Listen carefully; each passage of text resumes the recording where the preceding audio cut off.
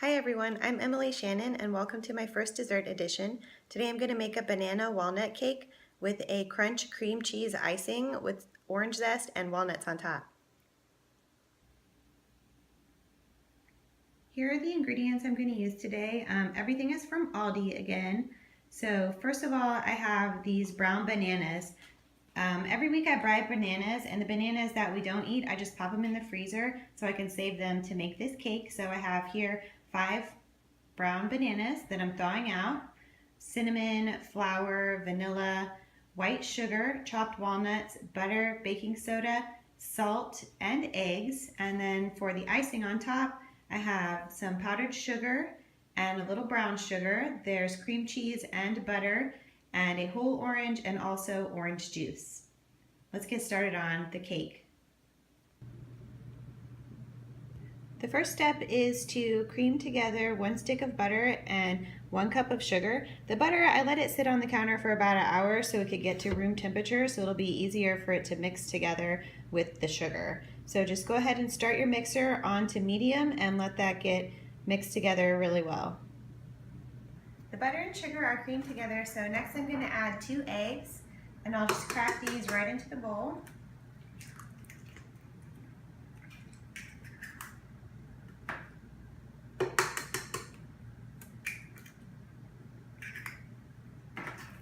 Get those mixed in, and while those are mixing, I'm going to take the bananas out of the peel and just mash the bananas up with a fork.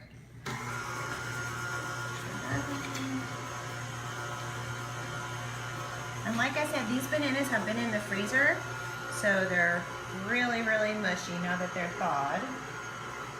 Really easy to just pull out of these peels.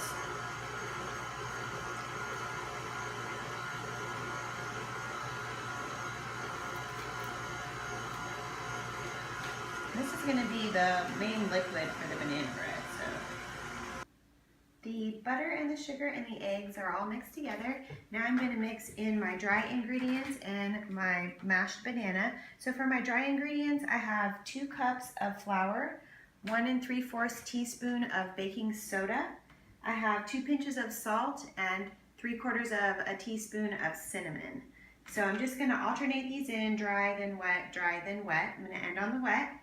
So just start by putting a little bit of this dry into the mixer. Close it down and just mix it pretty soft. You just don't want to over mix. So just as soon as it's stirred together, stop, and then we'll put in some of the bananas.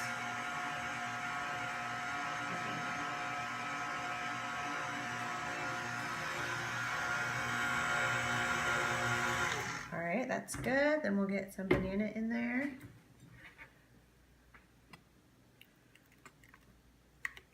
Half of that. Oops. Get that stirred in. Oops. Get that stirred in there. Okay. And make sure that you scrape the bowl in between so that you're getting all the ingredients mixed in. Nothing's stuck to the bottom of the bowl. We'll go ahead and put in the rest of the dry.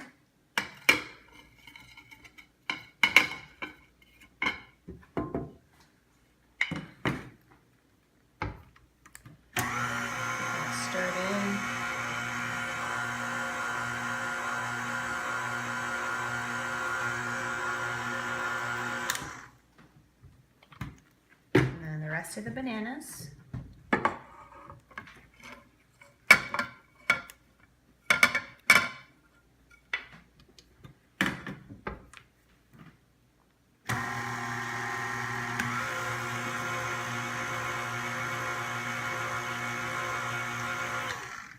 Scrape the bowl one more time.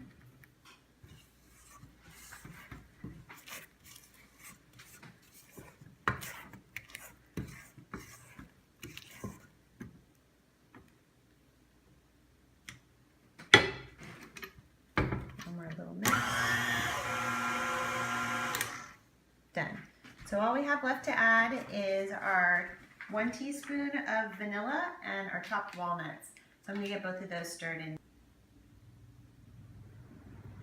So adding in 1 teaspoon of vanilla extract. There we go. And the walnuts, you can add as much or as little chopped walnuts as you want. If you want no walnuts, you don't have to put nuts in at all. This is about 3/4 of a cup, so just throw all that in there. I've got a little reserved to the side to put on top of the cake. And give this one last gentle mix. Get the vanilla and the walnuts stirred in. And that's it. Next I'm going to get this into 2 greased round pans, and I put parchment paper in the bottom of the pans just to make sure that they don't stick at all. I grease them both with butter, and I have my oven set to 350, so I'll pour those in the pans and pop them in the oven. Alright, so I have my 2 9-inch pans here, and I buttered them, and then I put parchment paper in the bottom of them. And an easy way to cut the parchment paper is you just lay it down, put your pan over it, and take a sharp knife and just go around the edge of your pan and kind of perforate the paper, and then you just pop it right out. So that's how I got those to fit in there so perfectly. So line the pans, then I just have the batter here, and I'm going to divide it evenly between the 2 pans.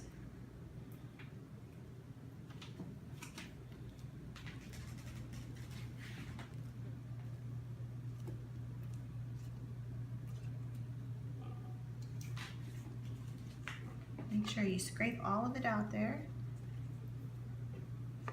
and get it all down into your pan.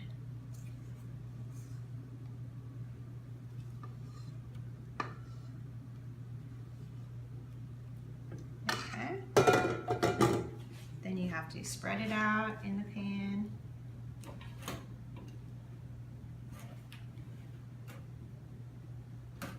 Try to make sure you don't have it thicker in the middle than you do on the edges.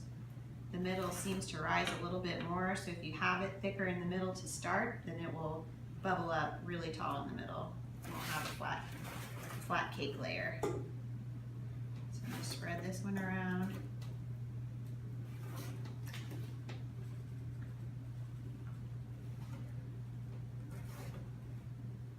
Okay. So I'm going to put these in the 350-degree oven, and I'm going to check them after only 15 minutes. Normally banana bread, if you're making banana bread, you have to bake it for a whole hour, but since these are so thin, they don't take very long to bake at all, and you do not want to overbake them because they'll get really dried out really quick. So I'm going to check them after just 15 minutes, okay? While my cake layers are baking, I'm going to make the icing. So first you start off with 1 stick of butter and 1 block of cream cheese. I have the Happy Farms brand cream cheese from Aldi. So I'm going to start by mixing the 2 of those together. I've got the butter and the cream cheese mixed together. So next I'm going to add 1/3 cup of brown sugar. The brown sugar gives it a little bit of crunch, and I love having the added texture. Also, it makes the icing just a little bit darker than the bright white that it is right now. So I'll get that stirred in, and then I'm going to start with the powdered sugar. I've got the brown sugar mixed in. Now I'm going to start adding the powdered sugar. So the powdered sugar, I just kind of eyeball it, and you're going to need at least half of this bag. So just get some in there and start mixing it up. You have to start it on low at first, or the sugar will go everywhere. So turn it on low, and then once it gets incorporated, you can turn it up to high to really beat it into the cream cheese and the butter. So we're just going to keep adding sugar until it gets really, really firm. And when the icing is really firm, then we're going to add in a little orange juice to thin it back out and give it that little citrus taste. So I added in more powdered sugar, and you can see how thick the icing is now. It's all collecting on the beater. So now I'm going to just add a splash of orange juice and mix that in and check the consistency and check the flavor. Then if you want it thicker, you can add more sugar. If you want it more orangey, you can add more of both. So I've got my cake layers out of the oven. I ended up baking them for 22 minutes total, so a little bit longer. And when I was checking them, I just stuck a butter knife in the middle and pulled it out to see if it came out clean. And on my last try it did, so I pulled them out of the oven. I'm gonna let them sit in the pans and cool for 5 minutes. Then after that, I'm gonna take them out of the pans and cool them on racks. I have my icing all mixed up, so I'm gonna cut up the orange zest to get ready to ice the cake. First, I have to let the layers cool down all the way though, so I will get started on that. Now I'm making the garnish for the top of the cake. I already have the chopped walnuts, and now I need some orange zest.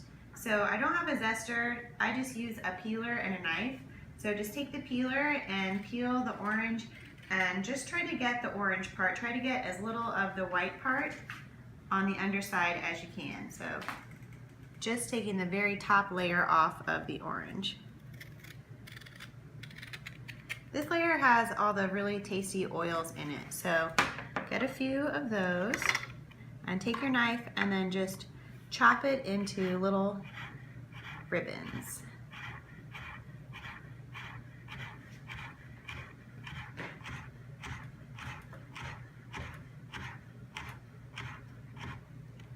So continue to do that, and then we're going to just sprinkle these on top of the cake once we get the icing on.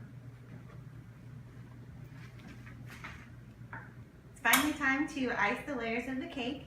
So first I'm going to put down a little bit of the icing on the plate just around the edge. This just gets the cake to stay where you put it on the plate. Also, when you're serving it, it's a little easier to slide the knife under to get the slices out if there's a little bit of icing right there. So I'll put it there. That. And take my first layer, put it upside down, right there, and then this is the parchment paper. Pull that off. Then you have this nice flat surface to work with next. So I'm gonna take this icing and just put a big blob right in the middle, about half of the icing. Take my knife and just spread it from the middle out. Sometimes when you're spreading icing on a cake, the cake starts to crumble and peel and mix into the icing. So if you just put a big blob in the middle and then you spread it out and you're never rubbing the icing back and forth, then you're never gonna peel crumbs up from your cake and get them in your icing. So get that spread around evenly. It's okay if it goes out a little bit. It looks really pretty if it's coming out on the edges. Then I'll just take my second layer, flip it, peel the parchment off of that. I'm gonna put this one, so they're bottom to bottom. Stick that on there, get it nice and straight. I'll put the rest of the icing on.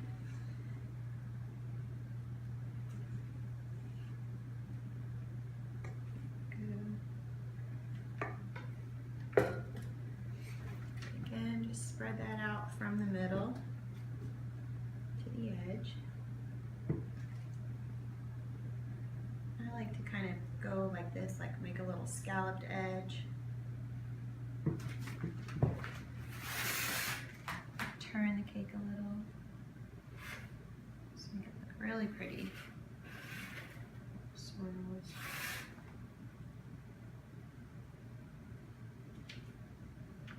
You can make texture if you like to. Just make it look really pretty.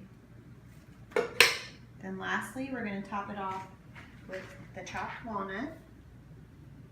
So just kind of sprinkle the walnut on, however much you like. If you don't like walnuts, so you didn't put them in the cake, don't put them on the top. Put whatever you like. Okay. And I'm going to sprinkle on some of this orange zest that I chopped too. That's really going to bring out the orange juice that we put in the icing. So that's it. It's my banana walnut cake with the crunch cream cheese orange icing.